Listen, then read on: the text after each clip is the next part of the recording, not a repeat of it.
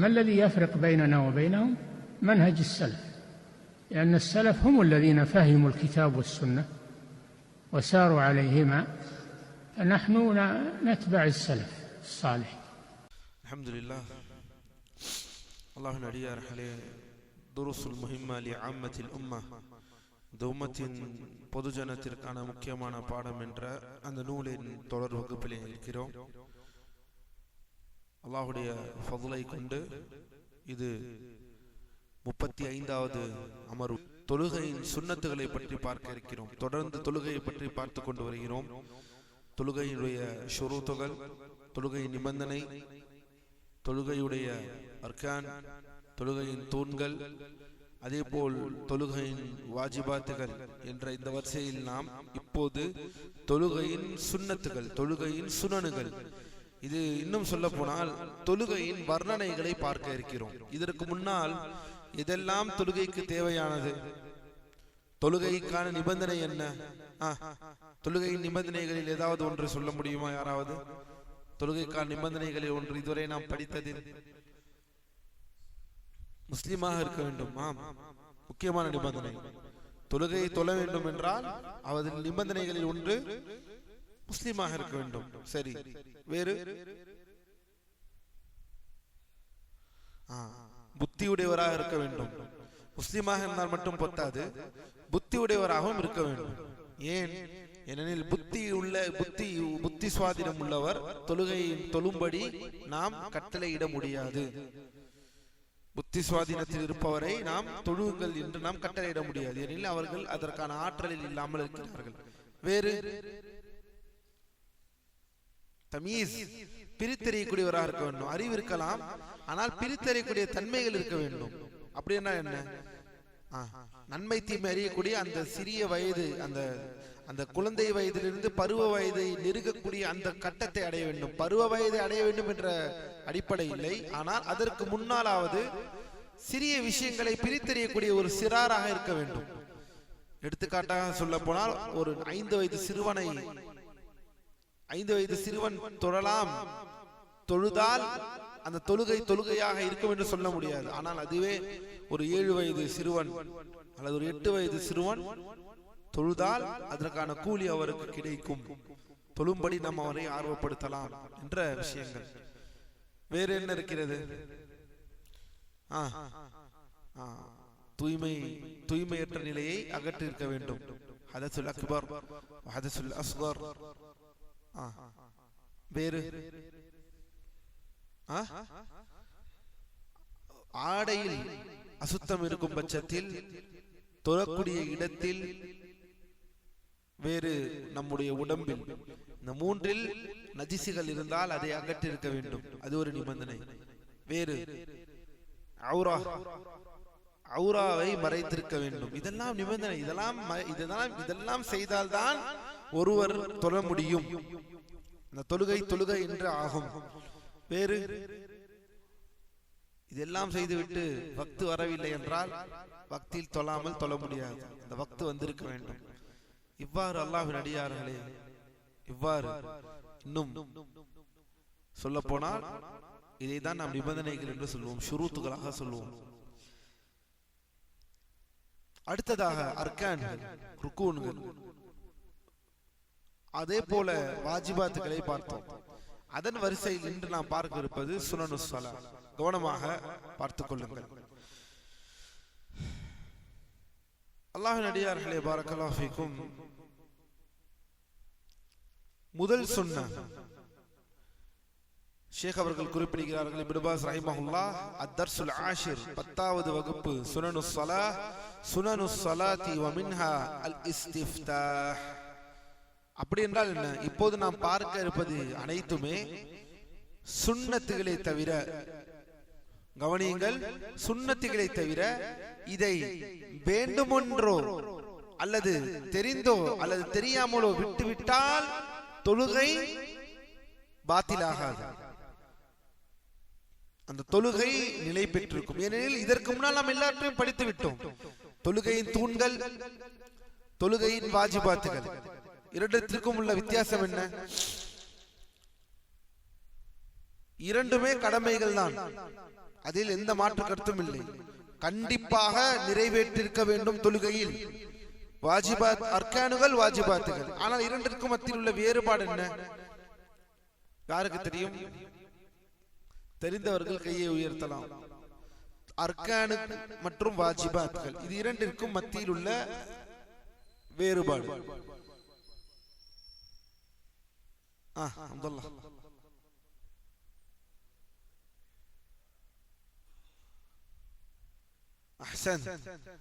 இதுதான் மூல வித்தியாசம்.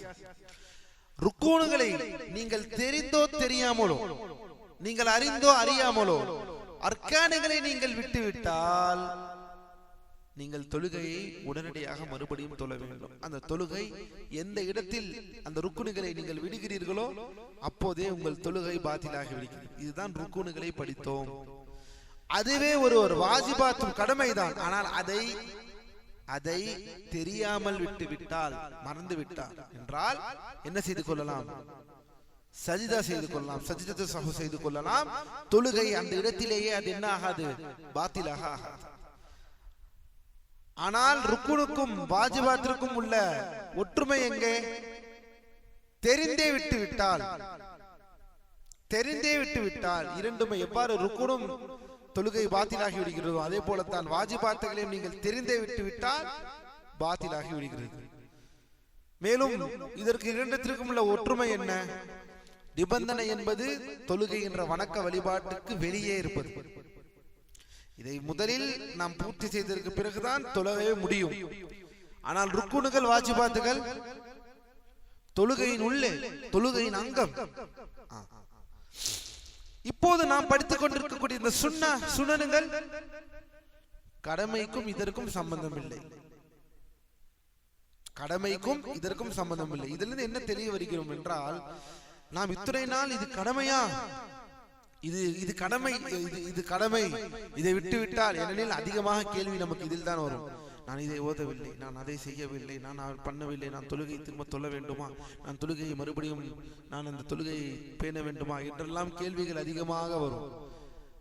அந்த கேள்விகளுக்கெல்லாம் பதில் முற்றுப்புள்ளி எங்கே வரும் என்றால், எது அர்கானுகள், எது வாஜிபாத்துகள், எதை நான் தெரிந்தோ அல்லது தெரியாமலோ விட்டுவிட்டால் மறுபடியும் நான் தொழ வேண்டும், எதை நான் தெரியாமல் விட்டுவிட்டால் என் தொழுகை பாத்திலாகாது, முடிந்ததற்கு பிறகு நான் சஜிதா செய்து கொண்டால் போதுமானது, இதெல்லாம் சுன்னத்துகள், இதெல்லாம் கடமையே இல்லை. ஒருவேளை நான் தெரிந்தே நான் அதை விட்டுவிட்டேன் என்றாலும் என் தொழுகை சரியான தொழுகை தான்.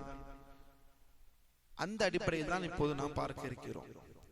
அதில் முதலாவது சுன்னத்துகளில் ஒன்று இஸ்திஃப்தாஹ். அது என்ன இஸ்திஃப்தாஹ்? தொழுகையின் தொடக்கத்தில் ஓதக்கூடிய துஆ. அப்போ இதிலிருந்தே தெரியும், தொழுகையின் தொடக்கத்தில் ஓதக்கூடிய துஆ வாஜிபு கிடையாது, கடமை கிடையாது. சுப்ஹானக அல்லாஹும்ம பிஹம்திக வ தபாரக இஸ்முக வ தஆலா ஜத்துக வ லா இலாஹ கைருக் என்ற இந்த துஆ, மேலும் இன்னும் இதில் வரக்கூடிய துஆக்கள் பார்ப்போம் என்னவென்று. ஷேக் அரஃபாத் ஹமிதஹுல்லாஹ் அவர்கள் இந்த விளக்கத்தில் ஆரம்பிக்கிறார்கள். இன்தகல பஅத ذلك ரஹிமஹுல்லாஹ் லில் கலாமி அன் சுனனிஸ் ஸலாஹ். ஷேக் இப்னு பாஸ் ரஹிமஹுல்லாஹ் தொழுகையினுடைய நிபந்தனைகள், அர்கானுகள், வாஜிபாத்துகளை பார்த்ததற்கு பிறகு இப்போது தொழுகையுடைய சுனனுக்குள் செல்கிறார்கள். அதில் முதலில் அவர்கள் ஆரம்பமாகிறது துஆஉல் இஸ்திஃப்தாஹ். துஆஉல் இஸ்திஃப்தாஹை கொண்டு ஆரம்பம் செய்கிறார்கள். மேலும் அல்லாஹ்வின் அடியார்களே, வபதஅ பிதுஆஇல் இஸ்திஃப்தாஹ் அல்லதி யுகாலு ஃபி ரக்அத்தில் ஊலா ஃபகத் பஅத தக்பீரத்தில் இஹ்ராம். நன்றாக கவனியுங்கள். இந்த துஆஉல் இஸ்திஃப்தாஹ் என்பது எந்த இடத்திலே ஓத வேண்டும் என்றால், முதல் ரக்அத்தில் தக்பீரத்துல் இஹ்ராம் என்ற அந்த நிலையில் மட்டும்தான் ஓத வேண்டும். அது எல்லா ரக்அத்திலும் ஓதுவதற்கு அனுமதி இல்லை. லா யுஷ்ரா. தக்பீரத்துல் இஹ்ராமிலே ஓதுவதுதான். ஒவ்வொரு ரக்அத்திலும் எந்திரித்து சஜிதா செய்ததற்கு பிறகு இரண்டாவது ரக்அத்துக்காக எந்திரித்து அல்லாஹ் அக்பர் என்று கட்டி நிற்கும் பொழுது மறுபடியும் சுப்ஹானக அல்லாஹும்ம வ பிஹம்திக தபாரக இஸ்முக வ தஆலா ஜத்துக அல்ஹம்துலில்லாஹி ரப்பில் ஆலமீன் என்று ஓதக்கூடாது. நேரடியாக சூரத்துல் ஃபாத்திஹாவிற்கு செல்ல வேண்டும். இந்த அடிப்படையை புரிந்து கொள்ளுங்கள். இந்த வஜ்ஹத்து வஜ்ஹி லில்லதி, இந்த துஆக்கள், இந்த தொழுகையினுடைய முகப்பில் ஓத வேண்டிய துஆக்கள் தக்பீரத்துல் இஹ்ராம் என்ற அந்த நிலையில் தான் ஓத வேண்டும். முதல் தக்பீரில் தான், முதல் ரக்அத்தில் தான் ஓத வேண்டும். அதை புரிந்து கொண்ட நாம் அடுத்ததாக அல்லாஹ்வின் அடியார்களே, இது சுனனுஸ் ஸலா, இதுதான் ஜும்ஹூர் உலமாக்களின் கருத்தாக இருக்கிறது. அடுத்ததாக இது யாருடைய கூற்று? இதுதான் பெரும்பாலான உலமாக்களின் கூற்றாக இருக்கிறது. இந்த துஆவுல் இஸ்திஃப்தாஹ், முகப்பிலே ஓதக்கூடிய இந்த துஆ, வஜஹது வஜ்ஹி லில்லதி அல்லது சுப்ஹானக்கல்லாஹும்ம பிஹம்திக வ தபாரக இஸ்முக, இது அனைத்துமே சுன்னா என்பதில், இது சுன்னத் என்பதில் பெரும்பாலான உலமாக்களின் கருத்தாக இருக்கிறது. நாம் இதேதான், இந்த அமல் தான் தாபீன்களும் இதை தான் அமல் செய்திருக்கிறார்கள். தாபீன்கள் காலத்திலும் சரி இதுதான் அமல் செய்திருக்கிறார்கள். ஹிலாஃபன் லிமன் தஹப இலா உஜூபி, இதில் சில பேர் இது வாஜிப் என்று பெயரிக்கிறார்கள், சில பேர் இதை வாஜிபாத்துகளில் பெயரிக்கிறார்கள். யார் பெயரிக்கிறார்கள் என்றால், இமாம் அஹ்மத் அவர்களிடமிருந்து ஒரு அறிவிப்பு வந்துள்ளது, இல்லை துஆவுல் இஸ்திஃப்தாஹ் என்பது வாஜிப், முகப்பிலே நாம் ஓதக்கூடிய துஆ வாஜிப். அதை ஒருவர் தெரியாமல் விட்டுவிட்டால் பரவாயில்லை, அவர் தெரியாமல் விட்டுவிட்டால் அவர் அறிந்து விட்டார் என்றால் அவர் சஜிதா சஹு செய்ய வேண்டும் என்று ஒரு கூற்று இருக்கிறது. ஆனால் சரியான கூற்று இது என்னவென்றால், இது ஒரு சுன்னஹ், இது ஒரு சுன்னத்தாக இருக்கிறது. நாம் அடுத்ததாக அல்லாஹ்வின் அடியார்கள், இதன் பால் வந்துள்ள ஹதீஸ்கள் என்னவென்றால், அபூ ஹுரைரா ரலியல்லாஹு அன்ஹு அவர்கள் அறிவிக்கிறார்கள், அல்லாஹ்வின் தூதர் ஸல்லல்லாஹு அலைஹி வஸல்லம் அவர்கள் தொழுகையில் தக்பீர் கூறியதற்கு பிறகு, அல்லாஹ் அக்பர் கூறியதற்கு பிறகு ஓதுவதற்கு முன்று சிறிய நேரம் அது என்ன செய்வார்கள்? கான இதா காம இலா ஸலாஹ், என்ன சொல்வார்கள் அல்லாஹ்வின் தூதர்? வஜ்ஹது வஜ்ஹி லில்லதி ஃபத்ரஸ் ஸமாவாதி வல் அர்தி ஹனீஃபா வமா அன மினல் முஷ்ரிகீன் وما أنا من المشركين إن صلاتي ونسكي ومحياي ومماتي لله رب العالمين என்ற இந்த துஆவை ஓதுவார்கள். நாம் அதே போல அல்லாஹ்வின் அடியார்களே, அபூ ஹுரைரா ரலியல்லாஹு அன்ஹு அவர்கள் அறிவிக்கக்கூடிய மற்றொரு ஹதீஸ், அல்லாஹ்வின் தூதர் ஸல்லல்லாஹு அலைஹி வஸல்லம் வானங்களையும், முதலில் இந்த துஆவின் அர்த்தம் என்ன? வானங்களையும் பூமியையும் படைத்தவன் பக்கம் நான் உண்மையாளன், ஹனீஃபாக என் முகத்தை திருப்புகிறேன், நான் இணை வைப்பவர்களில் ஒருவன் அல்ல, நிச்சயமாக என் தொழுகை, என் பலியிடுதல், என் வாழ்வு, என் மரணம் யாவும் அகிலங்களின் இறைவனாகிய அல்லாஹுக்கே உரியன என்ற இந்த அழகிய துஆ வஜ்ஹது வஜ்ஹி லில்லதி. அதே போல இன்னொரு துஆ இருக்கிறது, என்ன நமக்கு தெரியும், கவனியுங்கள் அல்லாஹ்வின் அடியார்களே. இன்னொரு துஆ என்னவென்றால், அபூ ஹுரைரா அவர்கள் அறிவிக்கக்கூடிய ஹதீஸ், அல்லாஹ்வின் தூதர் ஸல்லல்லாஹு அலைஹி வஸல்லம் தக்பீரில் அல்லாஹ் அக்பர் கூறியதற்கு பிறகு ஓதுவதற்கு முன் சிறிது நேரம் மௌனமாக இருப்பார்கள். பாருங்கள், ரசூல் ஸல்லல்லாஹு அலைஹி வஸல்லம் அல்லாஹு அக்பர் என்று தக்பீர் கூறியதற்கு பிறகு சூரத்துல் ஃபாத்திஹாவை ஓதுவதற்கு முன்னால் சிறிது நேரம் மௌனமாக இருப்பார்கள். நான் கேட்டேன், அல்லாஹ்வின் தூதரே, என் தாயும் தந்தையும் உங்களுக்கு அர்ப்பணமாகட்டும். இது ஒரு மரியாதை.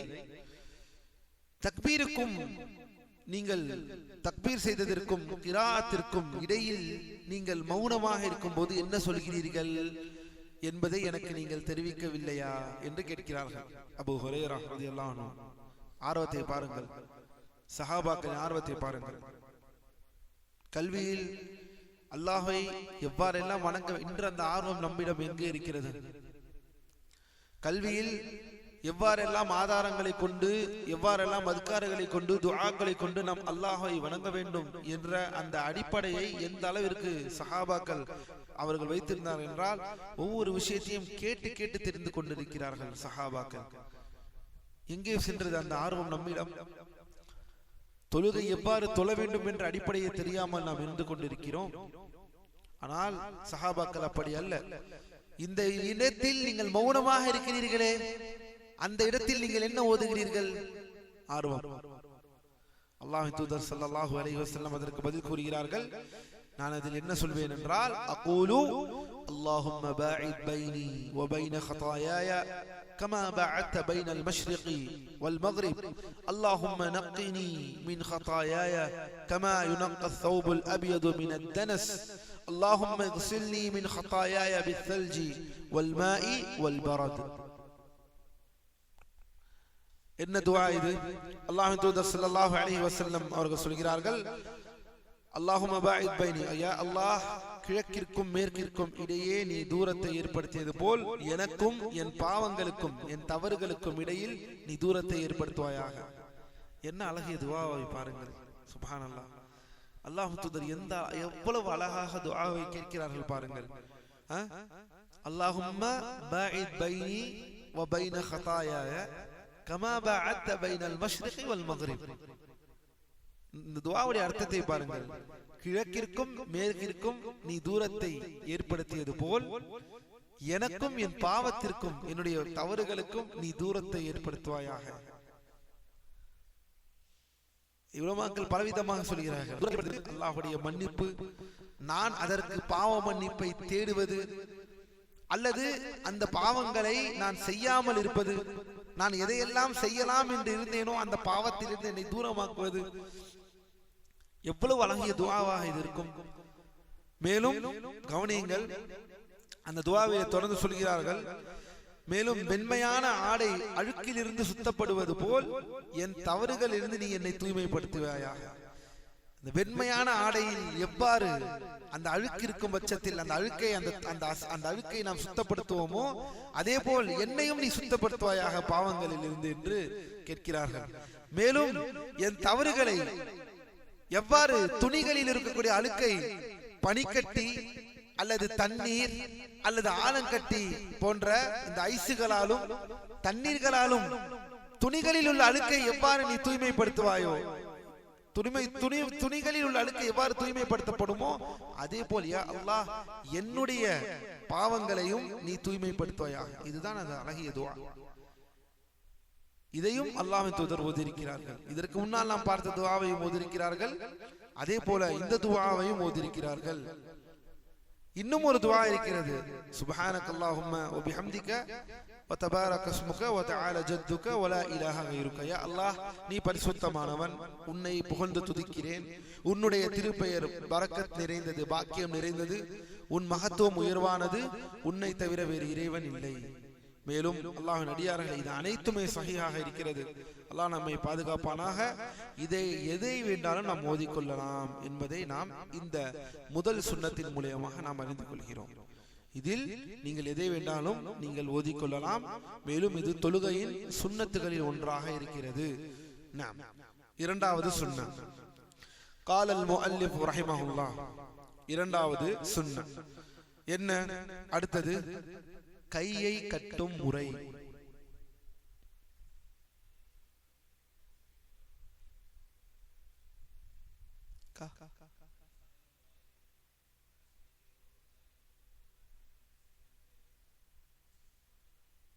ஃபர்ஸ்ட் சொன்னதுவா இதுல கேட்கிறீங்க?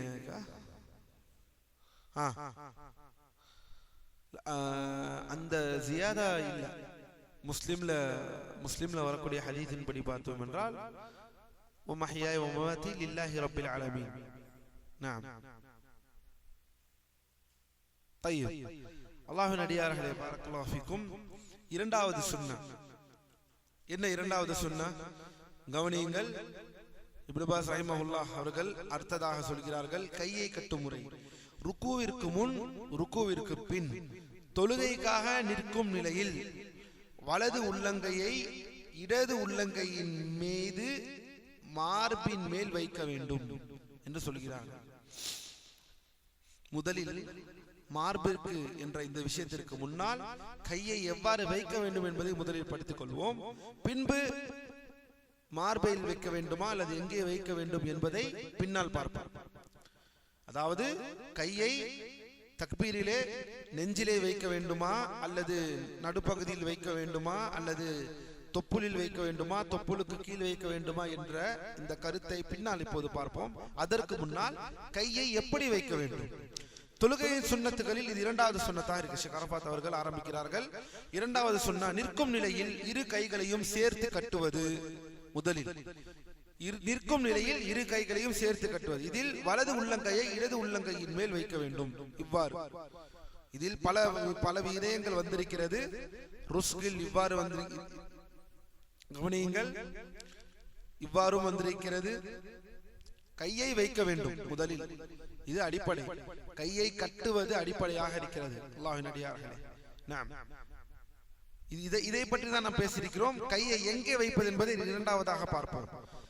இவ்வாறு கட்டலாம், இவ்வாறு கட்டிக்கொள்ளலாம், எது எவ்வாறு வேணாலும் நாம் கையை வைத்துக் கொள்ளலாம். ஆனால் கையை வைப்பது சுன்னத்தாக இருக்கிறது, முதல் விஷயம். மேலும் இதில் ஸஹல் இப்னு ஸஅத் ரலியல்லாஹு அன்ஹு அவர்களின் ஹதீஸில் குறிப்பிடப்பட்டுள்ளது, தொழுகையில் ஒருவர் தமது வலது கையை இடது கையின் முழங்கையின் மீது வைக்க வேண்டும். இடது கையின் முழங்கை. ஒரு சில ஹதீஸ்களில் ருஸ்க் என்று வருகிறது. ருஸ்க் என்றால் இந்த இடம், இந்த இடம். இவ்வாறு ஒன்று இவ்வாறு அல்லது இவ்வாறு அல்லது இவ்வாறு வைத்துக் கொள்ளலாம். சரி என்று மக்களுக்கு கட்டளையிடப்பட்டது. வாயில் இப்னு ஹுஜர் ரலியல்லாஹு அன்ஹு அவர்கள் தொழுகையின் தன்மையை குறிப்பிடும் பொழுது, பிறகு அல்லாஹ்வின் தூதர் தனது வலது கையை இடது கையின் மீது வைத்திருக்கிறார் என்று குறிப்பிடுகிறார்கள்.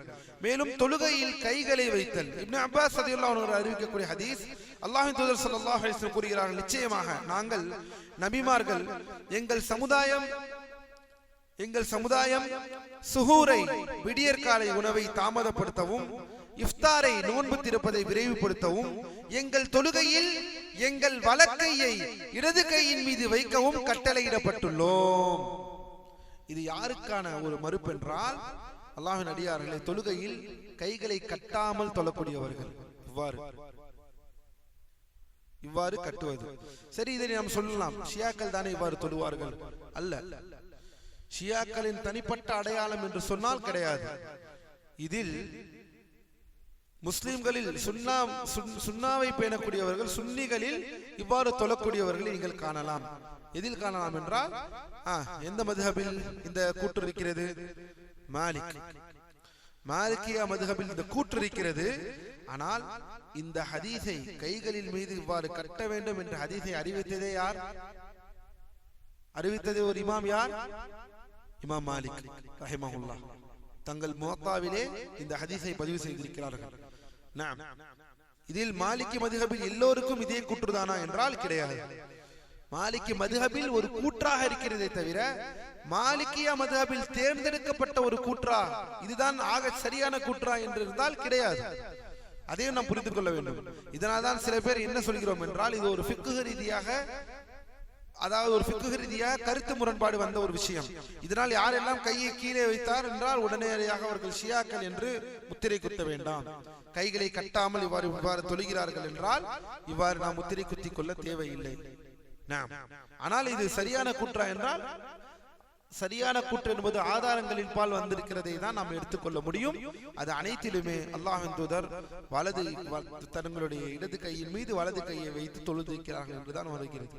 அதிலும் பாருங்கள், நபிமார்கள், எங்கள் சமுதாயம் விடியற்காலை உணவை தாமதப்படுத்துவதும், சுஹூரை தாமதப்படுத்துவதும், இஃப்தாரை விரைவுபடுத்துவதும், எங்கள் தொழுகையில் எங்கள் வலக்கையை இடது கையின் மீது வைக்கவும் நாங்கள் கட்டளையிடப்பட்டுள்ளோம் என்று வருகிறது. அடுத்ததாக அல்-ஹுலுப் அத்-தாஇ அவர்களின் ஹதீஸையும் இங்கே ஷேக் அரஃபாத் குறிப்பிடுகிறார்கள். நபி ஸல்லல்லாஹு அலைஹி வஸல்லம் அவர்கள் தொழுகையில் தன் வலது கை இடது கையின் மீது வைத்திருப்பதை நான் கண்டேன். இந்த சுன்னத்தின் நோக்கம், எதற்காக இவ்வாறு தொழுகிறோம், இதற்கான நோக்கம் என்ன? இந்த சுன்னத் நமக்கு மார்க்கமாக்கப்பட்ட அடிப்படை என்னவென்றால், இந்த சுன்னத்தின் நோக்கம் அல்லாஹுக்கு முன்னால் பணிவுடனும் அடக்கத்துடனும் சரணாகதியை வெளிப்படுத்துவதாக இருக்கிறது. இந்த நிலை அல்லாஹ்வின் அடியார்களே, எதற்காக இவ்வாறு நிற்கிறோம் என்று சொல்லும் பொழுது உலமாக்கள் சொல்கிறார்கள், இவ்வாறு கையை கட்டி நிற்பது என்பதை அல்லாஹ்விற்கு மத்தியிலே பணிவுடனும் அடக்கத்துடனும், அது ஒரு அடக்கத்தை, ஒரு பணிவையும் ஏற்படுத்தி நமக்கு கொடுக்கும், ஒரு சரணாகதியுடைய நிலையை ஏற்படுத்தி கொடுக்கும் என்பதை மார்க்கம் சொல்கிறது. மேலும் இது தேவையற்ற அசைவுகளிலிருந்து விலகி நம் கையை கட்டுப்படுத்தி வல்லமை மிக்க ரப்புல் ஆலமீன் அவனுக்கு முன்னால் பணிவான அடியானாக நிற்பதை நமக்கு உறுதிப்படுத்துகிறது. சரி, இப்போது கேள்வி, ஒருவர் கையை கட்டாமல் தொழுகிறார், அவர் தொழுகை பாத்திலாகி விடுமா? பாத்திலாகாது. இதனால் தான் சொல்கிறேன், இத்துணை நாள் நம்மிடம் இருந்த சந்தேகங்களை அனைத்தையும் இந்த வகுப்புகளின் மூலமா நாம் தீர்த்துக் கொள்ள முடியும். இதெல்லாம் சுன்னத்துகள் தானா? சுன்னத்துகள் என்றால் எதில் சுன்னத்துகள்? அதில் அந்தஸ்தில் எந்த குறையும் இல்லை, அல்ஹம்துலில்லாஹ், அல்லாஹ்வின் தூதரின் சுன்னா. ஆனால் இதெல்லாம் விட்டுவிட்டால் தொழுகையே பாத்திலாகிவிடும். அடிக்கடி நமக்கு இருக்கக்கூடிய கேள்வி, நான் இதை ஓதாமல் விட்டுவிட்டேன், தொழுகை பாத்திலாகி விட்டதா என் தொழுகை சரியா, இதை செய்யாமல் விட்டுவிட்டேன், அதை பண்ணாமல் விட்டுவிட்டேன். நீங்கள் இப்போது சுன்னத்துகள் எது எதுன்னு தெரிந்து கொள்ளுங்கள். ஒவ்வொன்றாக முதலில் பார்த்த சுன்னா துஆஉல் இஸ்திஃப்தாஹ், இந்த துஆக்களை ஓதுவது, முகப்பிலே ஓதக்கூடிய துஆக்கள், இது சுன்னத்தாக தான் இருக்கிறது. அடுத்ததாக இப்போது நாம் பார்த்தது கையை கட்டுவது. அடுத்தது மிக முக்கியமான விஷயம். அல்லாஹ்வின் அடியார்களே, பாரக்கல்லாஹு ஃபீக்கும், இன்னொரு ஹதீஸ் இருக்கிறது. ஷேக் அவர்கள் மார்பின் மேல் என்று குறிப்பிடுகிறார்கள். இப்னு பாஸ், மார்பின் மேல் என்றால் இந்த இடம், இந்த நிலைக்கான ஆதாரம், இதற்கான ஆதாரமாக இப்னு பாஸ் ரஹிமஹுல்லாஹ் எந்த ஹதீஸை குறிப்பிடுகிறார்கள் என்றால் வாயில் இப்னு ஹுஜர் ரலியல்லாஹு அன்ஹு அவர்களின் ஹதீஸாக இருக்கிறது. நான் அல்லாஹ்வின் தூதர் ஸல்லல்லாஹு அலைஹி வஸல்லம் அவர்களுடன் தொழுதேன். அவர்கள் தன் வலக்கையை இடது கையின் மீது வைத்து அதை தன் மார்பின் மீது வைத்தார்கள். இத்தனை நாள் ஒரு சில நேரம் அல்லாஹ்வின் அடியார்களை ஒரு ஃபிக்ஹுடைய நிலைப்பாட்டை உறுதிப்படுத்தவோ அல்லது வேறு ஒரு நிலைப்பாட்டை எடுக்க அடிப்படையே ஹதீஸ்களை தான் என்பது என்று சொன்னால் நாம் எந்த அளவிற்கு அதை உறுதிப்படுத்துவோம்? கவனியுங்கள், உலமாக்கள் என்ன சொல்கிறார்கள் என்று. அல்லாஹ்வின் அடியார்களே, இந்த ஹதீஸ் முக்கியமான ஹதீஸாக ஆதாரம் தருகிறார்கள். யாரெல்லாம் நெஞ்சிலே கை வைக்க வேண்டும் என்று தங்களுடைய தக்பீரிலே கையை நெஞ்சிலே கை வைக்க வேண்டும் என்று சொல்லக்கூடிய உலமாக்களுடைய ஆதாரங்கள் என்று சொன்னால் முதல் ஆதாரமாக வருவது ஹதீஸு வாயில் இப்னு ஹுஜர். வாயில் இப்னு ஹுஜர் ரலியல்லாஹு அன்ஹு அவருடைய ஹதீஸ் தான் முதல் ஆதாரமாக கொண்டு வருகிறார்கள். சரி, இந்த ஹதீஸ் வாயில் இப்னு ஹுஜர் ரலியல்லாஹு அன்ஹு அவர்களுடைய ஹதீஸை பொறுத்த மட்டில் அல்லாஹ்வின் அடியார்களே, பாரக்கல்லாஹு ஃபீக்கும், இது பல நூல்களில் பதிவு செய்யப்பட்டுள்ளது. முக்கியமாக இப்னு குஸைமாவிலே பதிவு செய்யப்பட்டுள்ளது, பைஹக்கியிலே பதிவு செய்யப்பட்டுள்ளது என்று வருகிறது. சரி, இந்த ஹதீஸிற்கான மறுப்புவாதமாக உலமாக்கள் என்ன சொல்கிறார்கள்? இதில் வேறு நிலைப்பாடை எடுத்தவர்கள், இல்லை நெஞ்சிலே கட்ட வேண்டும் என்பது அல்ல என்பதற்காக மறுப்பு தெரிவித்தவர்கள் எவ்வாறு தெரிவிக்கிறார்கள் என்றால் இந்த ஹதீஸ் தஈஃப் என்று சொல்கிறார்கள். முதல் விஷயம், இந்த ஹதீஸ் வாயில் இப்னு ஹுஜர் ரலியல்லாஹு அன்ஹு, அதாவது கையை நெஞ்சில் தான் வைக்க வேண்டும், இங்கேதான் நெஞ்சு பகுதியில் தான் வைக்க வேண்டும் என்று வரக்கூடிய ஹதீஸை ஷேக் அரஃபாத் அவர்கள் சொல்கிறார்கள். இதன் மற்ற உலமாக்கள், மற்ற சாரார்கள் இந்த ஹதீஸை தஈஃப் என்று சொல்கிறார்கள். மேலும் அல்லாஹ்வின் அடியார்களே, பாரக்கல்லாஹு ஃபீக்கும், இந்த ஹதீஸின் மூலம், ஆனால் இந்த ஹதீஸ் கவனியுங்கள், இந்த ஹதீஸ் சஹீஹ் முஸ்லிமிலே பதிவு செய்யப்பட்டுள்ளது. ஆனால் மார்பின் மீது வைக்கப்பட்ட என்ற அந்த தொடர், அந்த சொல் சஹீஹ் முஸ்லிமில் இல்லை. கவனியுங்கள், அதாவது இந்த ஹதீஸ் வாயில் இப்னு ஹுஜர் ரலியல்லாஹு அன்ஹு அவர்கள் சொல்ல வந்த இந்த செய்தி முஸ்லிமிலே பதிவு செய்யப்பட்டுள்ளது. இருக்கக்கூடிய அந்த கூடுதல் வாசகம் இப்னு குஸைமாவிலும் பைஹக்கியிலும் பதிவு செய்யப்பட்ட அந்த கூடுதல் வாசகம் நெஞ்சில் மீது வைத்தார்கள் என்பதை முஸ்லிமில் பதிவு செய்யப்படவில்லை. பொதுவாகவே அல்லாஹ்வின் அடியார்களே, சஹீஹ் புகாரி, சஹீஹ் முஸ்லிம் நமக்கு உயரிய அந்தஸ்தை உடைய ஹதீஸ் புத்தகங்கள். ஹதீஸ் கலையில் நாம் பார்ப்போம், ஒரு சில ஹதீஸ்களின் தொடர்கள், கூடுதல் சொற்றொடர்கள் புகாரி முஸ்லிம் போல நூல்களில் வராமல் பின்னால் வரக்கூடிய நூல்களில் அல்லது அதைவிட தரத்தில் குறைந்த நூல்களில் வந்தாலே அதை நாம் சற்று உன்னிப்பாக கவனிக்க வேண்டும் என்பது ஹதீஸ் கலையின் அடிப்படை. ஒரே ஹதீஸ் தான் புகாரி முஸ்லிமிலும் வந்திருக்கும், அதே ஹதீஸ் மற்ற நூல்களில் வந்திருக்கும். ஆனால் இதில் சொல்லப்படாத கூடுதல் கருத்துக்கள் இந்த புத்தகங்களில் வரும் பொழுது உலமாக்கள் அதை மிகவும் ஆழமான நுட்பமாக ஒரு பார்வையில் அதை பார்ப்பார்கள். ஒருவேளை அந்த கூடுதல் சொற்றொடர்கள் தஈஃபாக இருக்கலாம், ஏற்றுக்கொள்ளாதபடி இருக்கலாம், அதில் ஏதாவது பிரச்சனை இருக்கலாம் என்று வரும். அதன் அடிப்படையில் தான் இந்த ஹதீஸையும் பார்க்கிறார்கள். ஷேக் அரஃபாத்தின் நிலைப்பாடு, இந்த ஹதீஸ் தஈஃபான ஹதீஸ். இதை மட்டும் நான் சுருக்கமாக சொல்கிறேன், ஏனெனில் இது ஹதீஸ் கலை சார்ந்து அதிகமாக வருகிறது. கவனியுங்கள், இந்த ஹதீஸின் மூலம் சஹீஹ் முஸ்லிமில் பதிவு செய்யப்பட்டுள்ளது. ஆனால் மார்பின் மீது என்ற இந்த கூடுதல் வார்த்தை பதிவு செய்யப்படவில்லை. மாறாக இந்த கூடுதல் வார்த்தை முஅம்மல் இப்னு இஸ்மாயில் என்பவரின் அறிவிப்பாளர் தொடரில் இருந்து வந்தது. அப்படி என்றால் இந்த கூடுதல் வாசகம் மார்பின் மீது வைத்தார்கள் என்று யாருடன் மூலமாக வருகிறது என்றால், இந்த அறிவிப்பாளர் தொடரை நாம் ஆராய்ந்து பார்த்தால் முஅம்மல் இப்னு இஸ்மாயில் என்பவர் மூலமாக வருகிறது. முஅம்மல் இவர் அதிகமாக தவறு செய்யக்கூடியவராக இருக்கிறார் அறிவிப்பில். அறிவிப்புகளில் ஜர்ஹ் வ தஅதீலில் உலமாக்கள் இவரை பற்றி சொல்லும் பொழுது இந்த நெஞ்சின் மீது என்ற அந்த கூடுதல் பகுதியை எடுத்து வரக்கூடிய இந்த அறிவிப்பாளர் முஹம்மது இப்னு இஸ்மாயில் என்பவர் அதிகமாக தவறு செய்யக்கூடியவராக இருக்கிறார். கஸீருல் ஹதா என்று உலமாக்கள் குறிப்பிடுகிறார்கள். அவர் அதிகமாக தவறு செய்பவர் என்பதை உறுதிப்படுத்தும் வகையில் அவர் இந்த அறிவிப்பில் மற்றும் குழப்பமாகவும் இருந்திருக்கிறார். அப்படி என்றால் என்ன? ஒரு முறை ஒரு மாறி சொல்வது, மற்றொரு முறை மற்றொரு மாறி சொல்வது, இதைதான் இத்திராப் என்று சொல்லுவோம். ஹதீஸை ஒழுங்கான நிலையில் அழகாக சொல்ல வேண்டும், அவ்வாறு சொல்லாமல் மாற்றி மாற்றி சொல்வது என்ற இந்த விஷயமும் இவர் மீது குற்றச்சாட்டும் இவர் மீது வைக்கப்பட்டுள்ளது. இது பொதுவான விஷயம்தான், இது ஒரு நார்மலான விஷயம். ஹதீஸ் கலை உலமாக்களுக்கு மத்தியில் அறிவிப்பாளர்களை உலமாக்கள் விமர்சனம் செய்வார்கள். எவ்வாறு மார்க்கத்தில் பிதஅத்துகளை செய்தால், மார்க்கத்திற்கு முரணான விஷயங்களை செய்தால் இன்று வரை விமர்சனங்கள் தொடர்கிறதோ, அதே போலத்தான் மார்க்கம் சம்பந்த அறிவிப்புகளை, அல்லாஹ்வின் தூதர் சம்பந்தமான சுன்னாக்களை என்ன செய்வது கூடாது, அப்படியெல்லாம் எடுத்துக்கொள்ள முடியாது. அதை சரியான அறிவிப்பாளர்கள் சரியான முறையில் பாதுகாக்கப்பட்டு அதை அறிவிக்க வேண்டும். அப்படி இல்லை என்றால் அதர் துறை சார்ந்த உலமாக்கள் என்ன செய்வார்கள்? விமர்சனம் செய்வார்கள், அது தவறு என்று சொல்வார்கள். அதில் உள்ள உலமாக்கள் யார் என்று சொல்லலாம்? ஹதீஸ் கலையில்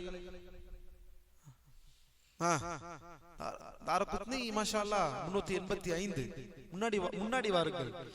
தாரகுத்னி இமாம் தாரகுத்னி 385 அவர்கள் 4வது நூற்றாண்டு. வேறு இமாம்கள் இந்த மாதிரி அறிவிப்பாளர் விஷயத்தை எல்லாம் கண்டுபிடிக்கக்கூடியவர்கள் இல்லை. இது இந்த அறிவிப்பாளர் தவறுக்கு எல்லாம் தெரிந்து கொள்ளுங்கள். இப்னு அபி ஹாத்திம் மாஷா அல்லாஹ். நாம் கொஞ்சம் அடுத்த ஒரு தலைமுறை இப்னு அபி ஹாத்திமுக்கெல்லாம் பெரும் பெரும் உலமாக்கள் இருக்கிறார்கள். சொல்லப்போனால் அவர்களின் தந்தை மற்றும் சாச்சா அபு ஹாத்திம், அபு ராசி, இரண்டு பேருமே மாபெரும் இமாம்கள். நாம் அபு சுர்ஆ வ அபு ஹாத்திம். வேறு நமக்கெல்லாம் பரிச்சயமான ஒரு பேர்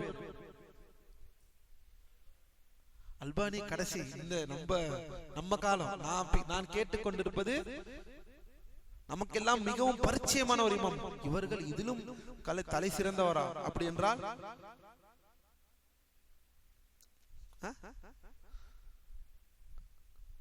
புகாரி, இமாம் புகாரி ரஹிமஹுல்லாஹ் தலை சிறந்த இமாம். இந்த விஷயங்களில் அலசி ஆராய்ந்து சரியான விஷயங்களை தெளிவாக எடுத்து வைப்பவர்கள், பயங்கரமாக விமர்சனம் செய்யக்கூடியவர்கள் ரஹிமஹுல்லாஹ். தவறுகள் ஏதும் இருக்கும் பட்சத்தில் அறிவிப்பாளர்களில். அதே போல இமாம் அஹ்மத் அந்த விஷயத்தில் தான் அல்லாஹ்வின் அடியார்களை நெஞ்சிலே வைக்கக்கூடிய இந்த ஹதீஸில் மிக முக்கியமாக ஆதாரமாக சொல்லக்கூடிய இந்த வாயில் இப்னு ஹுஜர் இந்த ஹதீஸில் வரக்கூடிய இந்த கூடுதல் அறிவிப்பு முஹம்மது இப்னு இஸ்மாயில் மூலமாக வருகிறது. இந்த முஹம்மது இப்னு இஸ்மாயில் அதிகமாக தவறு செய்யக்கூடியவராக இருக்கிறார். அவருடைய அறிவிப்பில் மேலும் என்ன இருக்கிறது என்றால் அதிகமாக அதை மாற்று விஷயத்தில் சொல்லியிருக்கிறார். அவர் அதிகமாக தவறு செய்பவரும், மேலும் அவர் அறிவிப்பில் குழப்பம் அடைந்திருக்கிறார். ஒரு முறை அவர் நெஞ்சில் அருகில், எப்படி குழப்பம் அடைந்தார் என்று எப்படி சொல்கிறோம்? அதையும் ஷேக் அரஃபாத் குறிப்பிடுகிறார்கள். ஒரு முறை நெஞ்சிற்கு அருகில் என்று சொல்கிறார், ஒரு முறை நெஞ்சிற்கு மேல் என்று சொல்கிறார், ஒரு முறை நெஞ்சை குறிப்பிடவே இல்லை.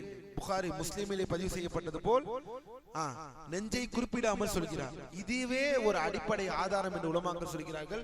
இந்த அறிவிப்பாளர் குழப்பமாக இருக்கிறார். இந்த அறிவிப்பு ஒரு முறை நெஞ்சிற்கு அருகாமையில், ஒரு முறை நெஞ்சிற்கு மேலில், ஒரு முறை மற்ற அறிவிப்புகளில் இருப்பது போல் அல்லாஹ்வின் தூதர் கைகளை வாயில் இப்னு ஹுஜர் என்ற சஹாபியுடைய மற்ற அந்த ஹதீஸை, அவர் ஒரு சஹாபி, அவர் பல இடங்களில் அவரிடம் அறிவித்த மற்ற அறிவிப்புகளில் நெஞ்சில் மீது என்று வரவில்லை.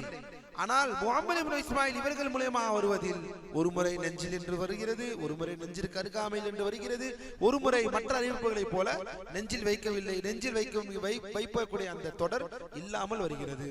இதை எவ்வாறு எடுத்துக்கொள்ளலாம்? இது இவருடைய பலகீனத்தை காமிக்கிறது என்று உலமாக்கள் சொல்கிறார்கள்.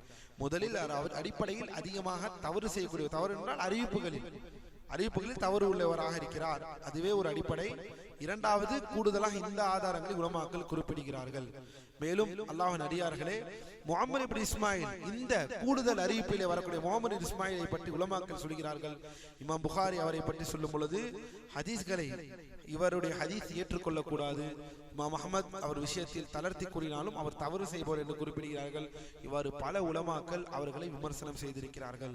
சுருக்கமாக, மார்பில் மீது என்ற கூடுதல் வார்த்தை அதிகமாக தவறு செய்யும் என அறியப்பட்ட முஹம்மது இப்னு இஸ்மாயில் என்பவரின் பலவீனமான அறிவிப்பிலிருந்து வந்தது என்றும், இந்த வார்த்தை சஹீஹ் முஸ்லிமில் உள்ள மூல ஹதீஸில் இல்லை என்ற இந்த விளக்கத்தை ஷேக் அரஃபாத் அவர்கள் முதலில் குறிப்பிடுகிறார்கள். இது முதல் விஷயம். இரண்டாவது விஷயம், இதற்கு வேறு ஏதாவது ஆதாரம் இருக்கிறதா? ஆம், ஹதீஸ் ஹுல்பத்தாயி ரலியல்லாஹு அன்ஹு அவர்களின் ஹதீஸையும் ஆதாரம் காட்டுகிறார்கள். நெஞ்சின் மீதுதான் கை வைக்க வேண்டும் என்று சொல்லக்கூடிய ஹதீஸ்களின் ஆதாரத்தில் மிக்க இரண்டாவது ஆதாரம் என்னவென்றால், இதையும் சொல்கிறார்கள். என்ன ஆதாரம்? வலது கையை இடது கையின் மூட்டுக்கு மேல் தனது மார்பின் மீது வைப்பார்கள். இடது கையின் மூட்டிற்கு மேல். இதில் ஒரு கூடுதல் என்னவென்றால், இடது கையின் மூட்டு என்றால் இதுதான் மூட்டு, இதன் மீது எங்கே வைப்பார்கள்? மார்பின் மீது வைப்பார்கள் என்று இன்னொரு சஹாபி, வாயில் இப்னு ஹுஜர் அல்ல. இப்போது இந்த ஹதீஸ் எந்த ஹதீஸ், எந்த சஹாபி? எந்த சஹாபி? ஹுல்ப் அத்தாயி, கேள்விப்பட்டிருக்கிறீர்களா இந்த சஹாபியை? வாயில் இப்னு ஹுஜர் சஹாபாக்களை அறிந்து கொள்ள வேண்டும். அல்லாஹ்வின் அடியார்களே, ஒரு 50 சஹாபாக்கள் பேரை எழுதுங்கள் என்று சொன்னால் எழுத வேண்டும். அல்லது ஒரு 20 எழுத முடியுமா? 20 சஹாபாக்கள், 20 சஹாபாக்கள் பேரை எழுத வேண்டும். எழுத முடியும் என்றால் எழுத வேண்டும். அதிலும் முக்கியமாக அஷரத்துல் முபஷ்ஷராவை கொண்டு ஆரம்பிக்க வேண்டும். இன்ஷா அல்லாஹ் ஒரு நாள் கேட்பேன், இந்த வாரம் இல்லை என்றாலும் அடுத்த வாரம் கேட்பேன். சஹாபாக்களை தெரிந்து கொள்ள வேண்டும் அல்லவா? யாரை யாரையோ தெரிந்து கொண்டிருக்கிறோம். லா இலாஹா இல்லல்லாஹ். வருஷத்துக்கு இந்த யூடியூபிலும் இந்த சமூக ஊடகங்களிலும் வருடத்திற்கு 50 பேரை 100 பேரை புது ஆட்களை தெரிந்து கொள்கிறோம் வருடம்.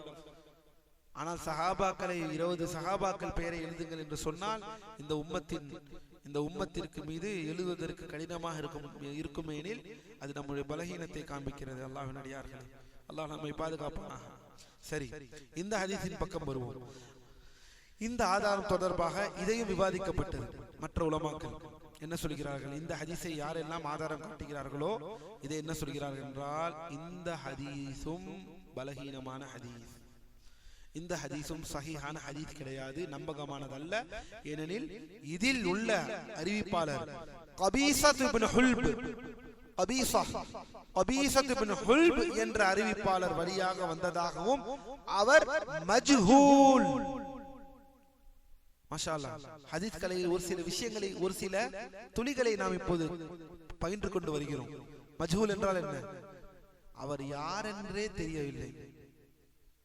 அப்படி என்றால் என்ன? யார் என்றே தெரியவில்லை என்றால் மஜ்ஹூல் என்றால் என்ன? அல்லாஹ்வின் அடியார்களே, மஜ்ஹூல் என்றால் ஒரு அறிவிப்பாளர் இருப்பார், அவர் யார் என்றே தெரியவில்லை என்றால் அவரிடமிருந்து ஒரே ஒரு அறிவிப்பாளர் தான் அறிவித்திருப்பார். அவரை பற்றி மற்ற உலமாக்கள் தங்களுடைய நூல்களில் இவரை பற்றி பேசாமல் இருந்திருப்பார்கள். இந்த அறிவிப்பாளர் இல்லை என்றால் இவர் யார் என்றே நமக்கு தெரிந்திருக்காது. இந்த அறிவிப்பாளர் அறிவித்ததன் மூலமாக மட்டும்தான் இவர் ஒரு அறிவிப்பாளர் என்று நமக்கு தெரிந்ததே தவிர, இவரை பற்றி உலமாக்கள் எழுதின புத்தகங்களில் சென்று போய் பார்த்தால் இப்படி ஒருவர் இருக்கிறாரா என்றால், கபீஸத் இப்னு ஹுல்ப் என்பவர் இருக்கிறாரா என்று பார்த்தால், அவரை பற்றி உலமாக்கள் ஏதாவது பேசியிருக்கிறார்கள் என்று பார்த்தால் இதுவும் இருக்காது. என்ன சொல்வார்கள் என்றால் மஜ்ஹூல், இவர் அறியப்படாதவர் என்று சொல்வார்கள். அந்த அப்படிப்பட்ட ஒருவரின் மூலமாகத்தான் இந்த ஹதீஸும் வந்திருக்கிறது என்று உலமாக்கள் சொல்கிறார்கள். சரி, என்ன காட்டுகிறது?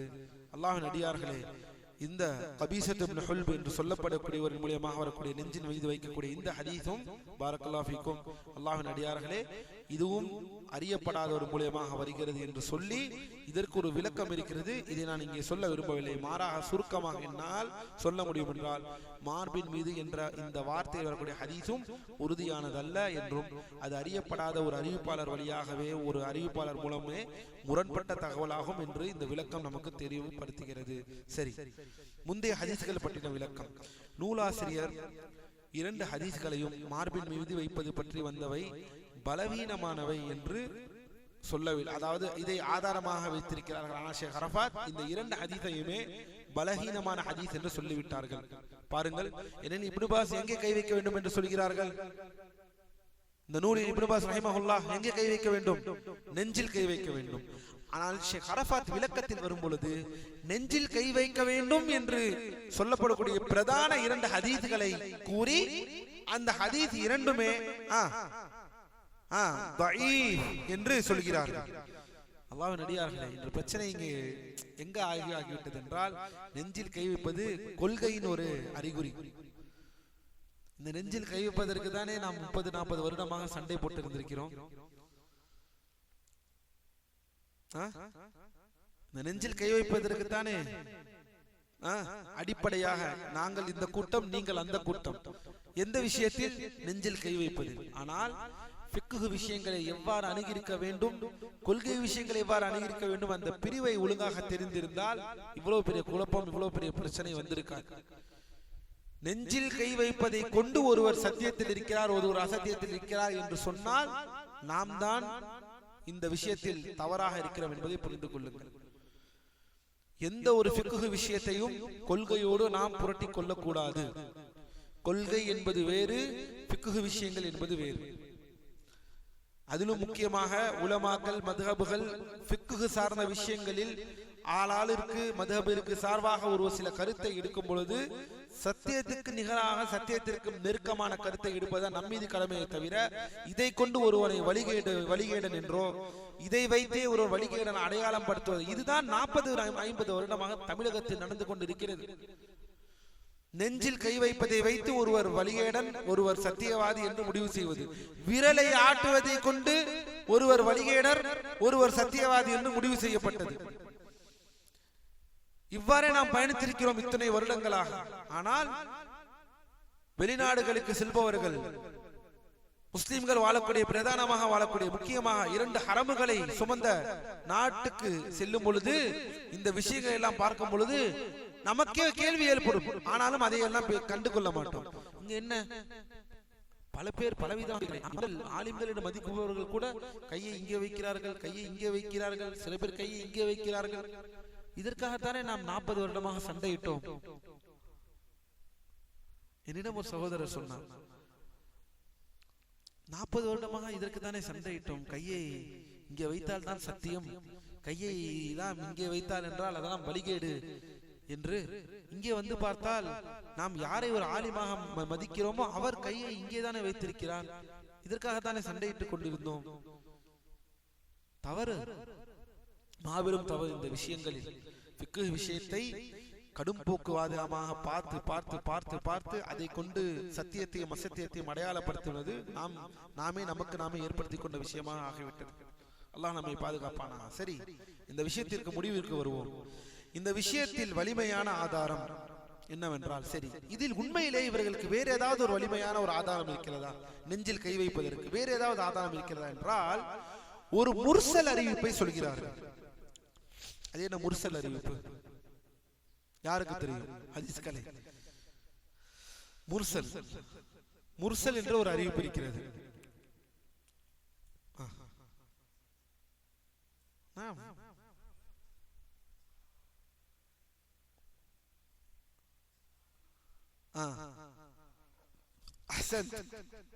என்ன அறிவிப்பு என்றால், முர்சல் என்றால் ஒரு தாபிஈ அல்லாஹ்வின் தூதர் ஸல்லல்லாஹு அலைஹி வஸல்லம் அவர்கள் இவ்வாறு சொன்னார்கள். ஒரு தாபிஈ அல்லாஹ்வின் தூதர் ஸல்லல்லாஹு அலைஹி வஸல்லம் அவர்கள் இவ்வாறு செய்தார்கள் என்பதை இவ்வாறு செய்தார்கள் என்று சொல்வார்கள். என்பதை நான் பார்த்தேன் என்று சொல்ல முடியாது. தாபியின் சொல்ல முடியுமா? தாபியின் என்பவர்கள் யார்? சஹாபாக்களை பார்த்தவர்கள். ரசூலுல்லாஹி ஸல்லல்லாஹு அலைஹி வஸல்லம் பார்த்தவர்களா? ரசூலுல்லாஹி ஸல்லல்லாஹு அலைஹி வஸல்லம் பார்த்தால் அவர்கள் சஹாபாக்கள். ஆனால் ஒரு தாபி என்ன சொல்வார்கள் என்றால், அல்லாஹ்வின் தூதர் ஸல்லல்லாஹு அலைஹி வஸல்லம் இவ்வாறு சொன்னார்கள், அல்லாஹ்வின் தூதர் ஸல்லல்லாஹு அலைஹி வஸல்லம் இவ்வாறு செய்தார்கள் என்று சொல்வார்கள். இதை தான் நாம் முர்சல் என்று சொல்வோம். இதை நாம் முர்சல் என்று சொல்வோம். அப்படி என்றால் ஒரு தாபிஈ அல்லாஹ்வின் தூதரை பற்றி அறிவிப்பது. இடையில் யார் இல்லை? இடையில் சஹாபாக்கள் இல்லை. அந்த சஹாபி ஒருவர் வர வேண்டும். ஏனெனில் நமக்கு எல்லோருக்கும் தெரியும், ஒரு தாபிஈ சஹாபி இல்லாமல் அல்லாஹ்வின் தூதரை பற்றி அறிவிக்க முடியாது. அப்படி ஆனால் இந்த முர்சலிற்கு ஒரு தனி மரியாதை கொடுத்தார்கள் என்றால் ஆம் கொடுத்தார்கள். அல்லாஹ்வின் அடியார்களே, ஒரு சில நேரங்கள் உலமாக்களுக்கு மத்தியில் நாம் முன் சென்ற உலமாக்களில் முர்சல் அறிவிப்புகளுக்கு ஒரு தனி சிறப்பு அந்தஸ்து கொடுக்கப்பட்டது. ஆம், பெரும் பெரும் தாபியின்கள் கவனியுங்கள், பெரும் தாபியின்கள் அல்லாஹ்வின் தூதர் சொன்னார்கள் என்று சொன்னாலே நாம் எல்லோரும் எப்படி நினைப்பார்கள், மற்றவர்கள் இந்த தாபி நிச்சயமாக பொய் சொல்ல முடியாது, ஒரு சஹாபியின் கொண்டே தவிர இவர்கள் அறிவிக்க மாட்டார்கள் இதை. ஆனால் அல்லாஹ்வின் தூதரோடு தனக்கு ஒரு தொடர்பை படுத்த வேண்டும் என்ற அந்த சந்தோஷத்திற்காக அல்லாஹ்வின் தூதர் இவ்வாறு சொன்னார்கள், இவ்வாறு செய்தார்கள் என்று நேரடியாக சஹாபியை சொல்லாமல் அவர்கள் நேரடியாக பேசுவார்கள். இது பிரத்யேகமாக யாருக்கு அதிகமாக வரும் என்றால் தாபீன்களில் கிபாரு தாபீன், அதாவது தாபீன்களில் அந்தஸ்து இருக்கிறது. பின்னால் வந்தவர்கள் காலங்கள் இருக்கும். ஆனால் பெரும்பாலான சஹாபாக்களை சந்தித்தவர்களை தான் கிபாரு தாபீன் என்று சொல்லுவோம். ஒரு சில தாபீன்கள் ஒரே ஒரு சஹாபியை தான் சந்தித்திருப்பார்கள். அப்படின்னா என்ன, கடைசி காலத்தில் பிறந்த தாபீன் அவர் கல்வி எடுக்கக்கூடிய காலம் மேபி அவருக்கு ஒரு 15 வருடம் அல்லது 18 வயசு இருக்கும் பொழுது, அவரிடம் உயிரோடு இருக்கும் பொழுது ஒரு 2-3 சஹாபிகள் தான் இருந்திருப்பார்கள். 80களில் 90களில் 70களில் அவ்வாறு. ஆனால் அதுவே ஒரு தாபியின் 40-30களில் வாழ்ந்திருந்தால், அந்த காலகட்டத்தில் உத்வேகமாக கல்வியை படித்தால் அவர் கிபாரு தாபியின். ஏன் அவர் பல சஹாபாக்களை சந்தித்திருக்கிறார்கள். உமரை பார்த்திருக்கிறார்கள், உஸ்மானை பார்த்திருக்கிறார்கள், அபூபக்கரை பார்த்திருக்கிறார்கள், அலியை பார்த்திருக்கிறார்கள், ரித்வானுல்லாஹி அலைஹிம், முஆவியாவை பார்த்து பெரும் சஹாபாக்களை பார்த்து வளர்ந்தவர் கிபாரு தாபி. இப்படிப்பட்ட தாபியின்கள் அல்லாஹ்வின் தூதர் ஸல்லல்லாஹு அலைஹி வஸல்லம் சொன்னார்கள், அல்லாஹ்வின் தூதர் ஸல்லல்லாஹு அலைஹி வஸல்லம் செய்தார்கள் என்று சொன்னால் அதற்கு ஒரு மரியாதை இருக்கிறது, அதற்கு ஒரு அந்தஸ்து இருக்கிறது. இதைதான் முர்சலு கிபாரு தாபி என்று சொல்லுவோம். இதை இவ்வாறு ஒரு தாபி, யார் அவர்கள்? இவ்வாறு ஒரு தாபி தாவூஸ் இப்னு கைசான், தாவூஸ் என்று சொல்லப்படக்கூடிய தாபீன், அவர்களுடைய முர்சல் அறிவிப்பை ஆதாரமாக காட்டுகிறார்கள். அல்லாஹ்வின் தூதர் ஸல்லல்லாஹு அலைஹி வஸல்லம் அவர்கள் தமது வலக்கையை இடது கையின் மீது வைத்து பின்னர் அதை தமது மார்பின் மீது இறுக்கி பிடித்தார்கள் என்ற இந்த ஒரு அறிவிப்பு. இதை ஒரு ஆதாரம். நெஞ்சில் கை வைப்பதற்கு நாம் முதலில் வாயில் இப்னு ஹுஜர் அவர்கள் ஹதீஸை பார்த்தோம், பின்பு ஹுல்புத் தாய் ஹதீஸை பார்த்தோம். இரண்டுமே பலவீனமானவை என்பதை பார்த்து முடித்தோம். மூன்றாவது தாவூஸ் பின் கைசான் என்ற ஒரு தாபியினுடைய முர்சல் அறிவிப்பை பற்றி பார்த்தோம். ஆனால் இதில் சரியான கூற்று என்ன? அஹ்லுஸ் சுன்னா மார்க்கத்தின் முஸ்லிம், அதாவது முர்சலின் ஹதீஸ்களின் உண்மையான நிலைப்பாடு என்னதான் அதற்கு நாம் மதிப்பு கொடுத்தாலும், அல்லாஹ்வின் அடியார்களே, இமாம் முஸ்லிம் ரஹிமஹுல்லாஹ் அவர்கள் சொன்னது போலதான். இமாம் முஸ்லிம் ரஹிமஹுல்லாஹ், இமாம் முஸ்லிம் யார்? சஹீஹ் முஸ்லிமை தொகுத்தவர்கள். தங்களுடைய முகப்பிலே கூறினார்கள், எப்படி இருந்தாலும் சரி முர்சல் அறிவிப்புகள் ஹுஜ்ஜாவாக ஆதாரமாக ஏற்றுக்கொள்ளப்பட முடியாது. அதை மதிப்போம், அதற்கு அல்ஹம்துலில்லாஹ் அதை ஒரு விஷயமாக பார்ப்போம். ஆனால் அது ஒரு ஆதாரமாக என்று சொன்னால், இவ்வாறு விடுபட்ட ஒரு சஹாபியின் பெயர் சொல்லாமல் விடுபட்ட உடைந்த சங்கிலியாகத்தான் அதை நாம் பார்க்க முடியும், பார்க்க வேண்டும் என்பதுதான் இதில் தேர்ந்தெடுக்கப்பட்ட கூற்று. அப்படி என்றால் இந்த தாவூஸ் இப்னு கைசான் அறிவிப்பின் மூலமான இந்த ஹதீஸையும் அல்லாஹ்வின் அடியார்களே, இதையும் நாம் ஒரு ஆதாரமாக எடுக்க முடியும் என்றால் ஆதாரமாக எடுக்க முடியாது என்பதை பார்க்க வேண்டும். ஆனால் உலமாக்கள் இது ஆதாரம் என்றால், உலமாக்கள் சில நேரம் பலகீனமான ஆதாரத்திற்கு முர்சலை ஆதாரம் காட்டுவார்கள், இன்னும் அதை பலப்படுத்துவார்கள். எடுத்துக்காட்டாக இப்போது இந்த விஷயத்தை பாருங்கள். வாயில் இப்னு ஹுஜர், ஹுல்புத் தாய், இரண்டு ஹதீஸும் பலவீனமானவை. ஆனால் இதற்கு, இந்த கருத்திற்கு வலு சேர்க்கும் விதமாக என்ன செய்வார்கள் உலமாக்கள்? இந்த கருத்தை வலியுறுத்தக்கூடிய முர்சல் அறிவிப்புகளையும் கொண்டு வந்து வைப்பார்கள். பாருங்கள், இது ஒரு முர்சல் அறிவிப்பு. என்னதான் இது சஹாபி இல்லைனாலும் இந்த மற்ற அறிவிப்பாளர்கள் அனைவர்களும் வலுவானவர்கள். தாவூஸ் இப்னு கைசான் அவர்கள் யாருக்கு அறிவித்தார்களோ அந்த மாணவரும் அடுத்த மாணவரும் அதை நூலிலே பதிவு செய்த அந்த புத்தகமும் சரியான நூல்கள். என்னதான் சொன்னாலும் சஹாபி அந்த அறிவிப்பில் இருக்கிறாரா? இல்லை. சரி, இதில் சரியான நிலைப்பாட்டை ஷேக் அரஃபாத் அவர்கள் இப்போது சொல்கிறார்கள். கைகளை வைக்கும் இடம் குறித்து சஹாபாக்கள் மற்றும் தாபீன்களிடையே தாராளமான அணுகுமுறையே இருந்தது.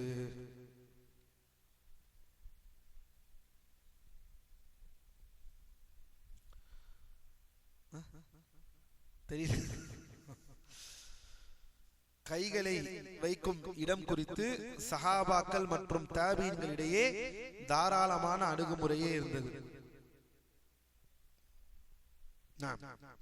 தாராளமான அணுகுமுறையே இருந்தது சஹாபாக்களிடமும் தாபீன்களிடமும். ஷேக் அரஃபாத் சொல்கிறார்கள், சரியான ஆதாரம் எதுவும் இல்லை. இந்த விஷயத்தில் இப்படித்தான் கட்ட வேண்டும், இங்குதான் கட்ட வேண்டும் என்பதற்கு சரியான ஆதாரம் எதுவும் இல்லை. கைகளை தொப்புளுகளுக்கு மேலே வைக்க வேண்டுமா அல்லது கீழே வைக்க வேண்டுமா என்று உறுதியாக கூறும் ஒரு ஆதாரபூர்வமான ஹதீஸும் வரவில்லை. இமாம்களின் கருத்துகளுக்கு அடுத்து செல்கிறார்கள். இதே நூல் இன்னும் முடியவில்லை. இமாம் அஹமது மற்றும் இஸ்ஹாக் இமாம் அஹமது ரஹிமஹுல்லா அவர்களிடம் கேட்கப்பட்ட போது தொப்புளுக்கு சற்று மேலே வைப்பது சிறந்தது, தொப்புளுக்கு கீழே வைத்தால் தவறில்லை என்று கூறுகிறார்கள். இமாம் அஹமத் பின் ஹம்பல் ஹனஃபி மற்றும் ஹம்பலி மதுஹபில் அலி ரலியல்லாஹு அன்ஹு அவர்களின் ஹதீஸை ஆதாரமாக கொள்கிறார்கள். இன்று வரை ஷேக் சாலிஹ் அல் ஃபௌசான் அவர்களிடம் கேட்கப்பட்டால் ஷேக் ஃபௌசான் எந்த நிலைப்பாட்டில் இருக்கிறார்கள் என்றால் தொப்புளுக்கு கீழ் வைக்கக்கூடிய நிலைப்பாட்டில் இருக்கிறார்கள். ஷேக் ஃபௌசான் அவர்களிடம் இந்த ஹதீஸ் ஆதாரம் இல்லை என்று சொல்கிறார்களே, இந்த ஹதீஸ் பலவீனமாக சொல்கிறார். அவர் சொல்பவர்கள் தான் பலவீனமானவர்கள். இந்த ஹதீஸ் பலவீனமான ஹதீஸ். என்ன ஹதீஸ் என்றால் ஹம்பலி மற்றும் ஹனஃபி மற்றும் ஹம்பலி மதுஹபில், ஹனஃபி மற்றும் யார்? ஹம்பலி மதுஹப். பாருங்கள், ஹனஃபிகளும் ஹம்பலிகளும் ஒன்று சேர்ந்து விட்டார்கள். இது ஹனஃபி மற்றும் ஹம்பலி மதுஹபில். இந்தியாவும் சவுதியும் ஹனஃபி மற்றும் ஹம்பலி மதுஹபில் அலி ரலியல்லாஹு அன்ஹு அவர்களின் ஹதீஸை ஆதாரமாக கொள்கிறார்கள். அல்லாஹ்வின் அடியார்களே, தொப்புளுக்கு கீழ் வைப்பது குறித்து இதை பற்றி யாராவது இதில் வந்திருக்கிறது என்றால் நாம் அலி ரலியல்லாஹு அன்ஹு அவர்கள் ஹதீஸை ஆதாரமாக கொள்கிறார்கள். இப்னு அபி ஷைபா அபூதாவுதிலே 856வது ஹதீஸ், அபூதாவுதிலே 856வது ஹதீஸில் பதிவு செய்யப்பட்டது.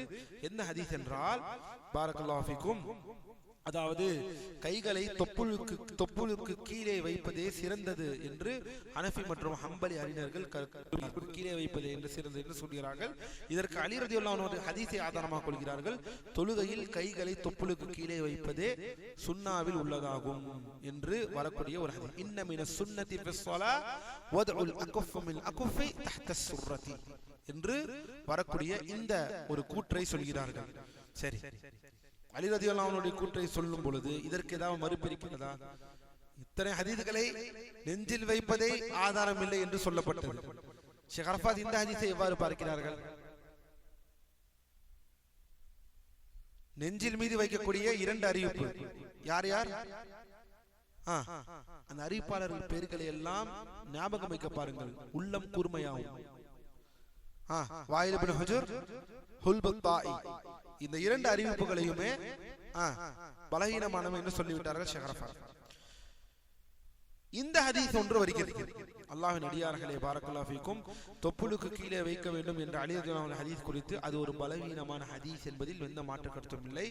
அது சரியானது அல்ல, எனவே அதை ஆதாரமாக ஏற்றுக்கொள்ள முடியாது என்ற இதையும் ஷேக் அரஃபாத் பதிவு செய்கிறார்கள்.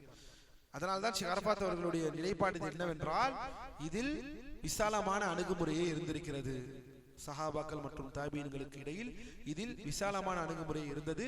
தொப்புளுக்கு மேல் வைக்க வேண்டும், நெஞ்சில் வைக்க வேண்டும் என்பதற்கும் ஆதாரம் இல்லை, தொப்புளுக்கு கீழ் வைக்க வேண்டும் என்றும் சஹீஹான ஆதாரம் இல்லை என்பதை ஷேக் அரஃபாத் அவர்கள் குறிப்பிடுகிறார்கள். மாலிகி மற்றும் ஷாஃபி அறிஞர்களின் நிலைப்பாடு என்ன? இதில் ஹம்பலி மற்றும் அஹ்னாஃப் மذஹபின் உலமாக்கள் கீழே வைப்பதே சிறந்தது என்பது சொல்லி அலி ரலியல்லாஹு அன்ஹு ஹதீஸை ஆதாரமாக மேற்கோள் காட்டுகிறார்கள். அது பலவீனமானவை என்பதை பார்த்தோம். சரி, மாலிகி மற்றும் ஷாஃபி அறிஞர்களின் நிலைப்பாடு.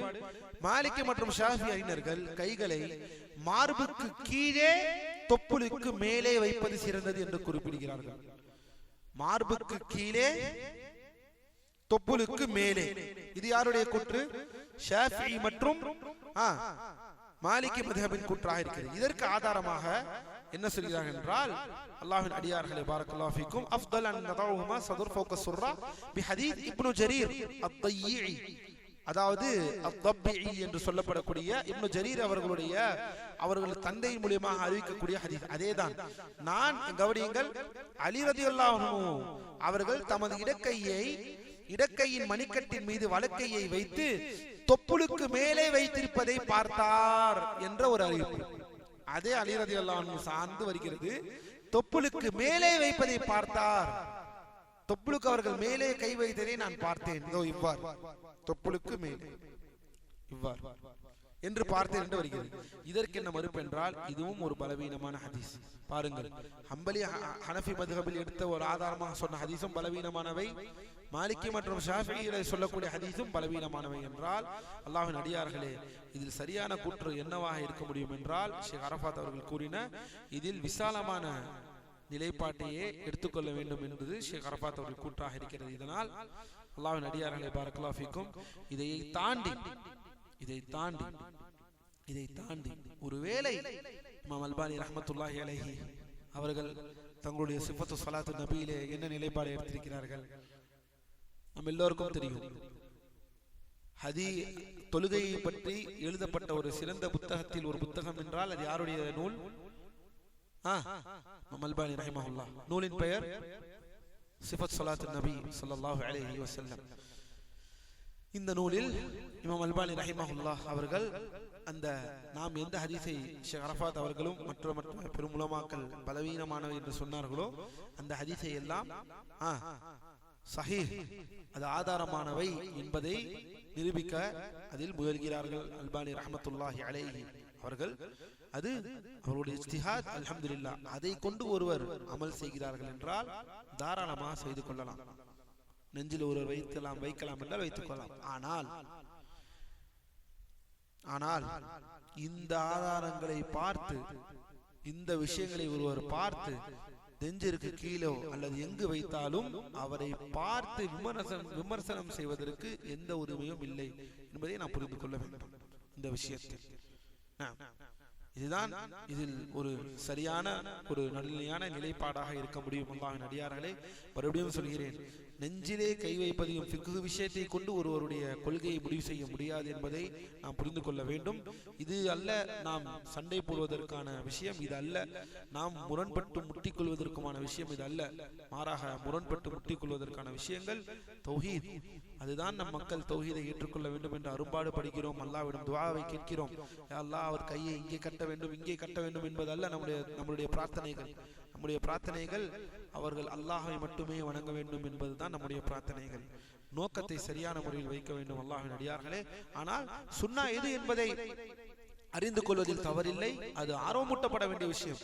சில நேரம் ஆதாரம் இல்லை, எதை செய்தால் என்ன, அப்படி இல்லை. இது அனைத்திற்கும் ஆதாரம் தெக்க தெளிவாக இருக்கிறது. ஆதாரம் தெளிவாக இருந்து நான் எதை வேணாலும் செய்வேன் என்றால் இந்த இடத்தில் வேறு, இந்த இடத்தில் என்ன செய்ய வேண்டும் அவ்வாறு சொல்ல வேண்டாம். ஆதாரம் அனைத்திற்கும் தெளிவாக இருக்கிறது, அல்ஹம்துலில்லாஹ். ஆனால் இந்த இடத்தில் ஆதாரம் சரியான முறையில் உலமாக்கள் இவ்வாறு சொல்வது போல் எல்லா ஆதாரங்களும் பலகீனமானதாக இருக்கின்ற என்ற இந்த அடிப்படையில் தான் நாம் இந்த நிலைப்பாட்டை எடுக்கிறோமே தவிர இதனால் மற்றவர்கள் குறை சொல்ல வேண்டாம் என்று நாம் புரிந்து கொள்ள வேண்டும் என்று சொல்லி அல்லாஹ்வின் அடியார்களே, இந்த அமர்வை நாம் முடித்துக் கொள்ளலாம். சுப்ஹானல்லாஹ். இன்று இதோ இந்த அமர்வோடே இன்று முடிவடைந்து விட்டது. நாளை இன்ஷா அல்லாஹ் கைகளை கட்டுதல் ருக்குவிற்கு, அது அதைவிட முக்கியமான விஷயம், ருக்குவிலிருந்து எந்திரித்தவுடன் சமி அல்லாஹு லிமன் ஹமீதா என்று சொல்லி கைகளை கட்டுவது. இதை பற்றியும் அடுத்ததாக விரிவாக ஷேக் முனுபாஸ் அவர்கள் சொல்கிறார்கள். அதை விரிவாக ஷேக் அரஃபாத் அவர்கள் விளக்குகிறார்கள். இன்ஷா அல்லாஹ், அல்லாஹ் நாடினால் பொறுமையாக இதை பார்ப்போம். ஏனெனில் தொடர்ந்து படிக்க வேண்டியதாக இருக்கிறது. கொஞ்சம் கொஞ்சமாக படியுங்கள், கொஞ்சம் கொஞ்சமாக விலகிக் கொள்ளுங்கள், ஆதாரத்தோடு பேசுங்கள். இன்று அல்ஹம்துலில்லாஹ் நமக்கு தெரிந்திருக்கும் ஒரு அளவிற்கு நாம் படித்திருக்கிறோம். அதாவது நெஞ்சிலே கை வைப்பதை பற்றின உண்மையான ஒரு விளக்கத்தை, நிலைப்பாட்டை இன்று நாம் அறிந்திருக்கிறோம். யார் யாரெல்லாம் உலமாக்கள் சொல்கிறார்கள். அதனால் அல்லாஹ்வின் அடியார்களே, இதை கொண்டு சண்டையிட வேண்டாம், சச்சரவு செய்ய வேண்டாம். போதுமானது, சண்டையிட்டதெல்லாம் போதுமானது இப்படிப்பட்ட விஷயங்களுக்காக என்பதை நாம் புரிந்து கொள்ள வேண்டும். யார் வேண்டாலும் இது விசாலமான நிலைப்பாட்டை வைத்திருக்கிறார்கள் என்பதை ஷேக் அரஃபாத் அவர்கள் குறிப்பிடுகிறார்கள். சஹாபாக்களும் தாபீன்களும். அல்ஹம்துலில்லாஹ். இதோடு இரண்டு முக்கியமான அல்லது 3 முக்கியமான விஷயங்களை பார்த்திருக்கிறோம். ஒன்று துஆஉல் இஸ்திஃப்தாஹ், முகப்பிலே ஓதக்கூடிய துஆ, இது சுன்னah. சுப்ஹானக்கல்லாஹும்ம வ பிஹம்திக தபாரக இஸ்முக வ தஆலா ஜத்துக வ லா இலாஹா கைருக். அதே போல வஜஹது வஜ்ஹி லில்லதி, இந்த துஆக்கள். அதே போல என்ன துஆ? அல்லாஹும்ம பாஇத் பைனி வ பைன ஹதாயாய கமா பாஅத்த பைனல் மஷ்ரிகி வல் மக்ரிப் என்ற இந்த 3 துஆக்களை எதை வேணாலும் ஓதிக்கொள்ளலாம். அடுத்ததாக கைகளை கட்ட வேண்டும். கைகளை கட்டுவதுதான் ஆதாரம் வந்திருக்கிறது. கைகளை இவ்வாறு விடுவதற்கு ஆதாரம் வரவில்லை. அல்லாஹ்வின் அடியார்களே, அதை புரிந்து கொள்ள வேண்டும். மூன்றாவதாக நெஞ்சிலே எங்கே கையை வைப்பது என்ற இந்த விஷயத்தையும் பார்த்திருக்கிறோம். சுப்ஹானக்கல்லாஹும்ம வ பிஹம்திக அஷ்ஹது அன் லா இலாஹா இல்லா அன்த அஸ்தக்ஃபிருக வ அத்தூபு இலைக். نقول بيننا وبينكم السلف، بيننا وبينكم الكتب. كان أحمد يقول البدع بيننا وبينكم الجنائز.